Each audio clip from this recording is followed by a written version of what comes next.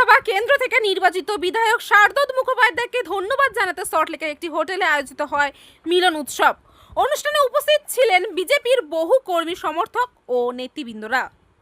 প্রিয় বিধায়ককে পাশে পেয়ে আবেগপ্লুত হয়ে পড়েন অনেকেই। অনুষ্ঠানে বিধায়ককে সংবর্ধনা জানাতে ফুলের তোড়া নিয়ে হাজির হন অসংখ্য কর্মী সমর্থকরা।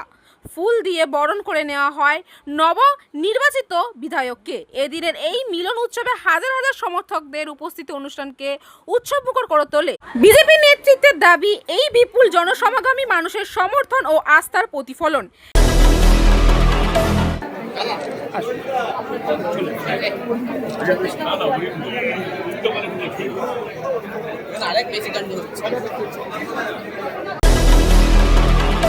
বলপূর্বক যে ভোট গ্রহণ হতো সেটা বুঝতে পারছেন। আমরা ফাঁকা আওয়াজ করতাম না। প্রত্যেক ভোটদাতার কাছ থেকে আধার, ভোটার এপিক কার্ড এবং জমির দলিল বাজেয়াপ্ত করত।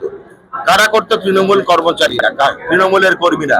তারপরে বলপূর্বক হুমকি দিয়ে বলপূর্বক থ্রেট কালচারের মধ্যে থেকে এরা কিন্তু বারবার এদেরকে ভয় দেখিয়েছে। এদেরকে বলা হয়েছে যে কোথায় ভোট দেবে ওরা নাকি জেনে যাবে।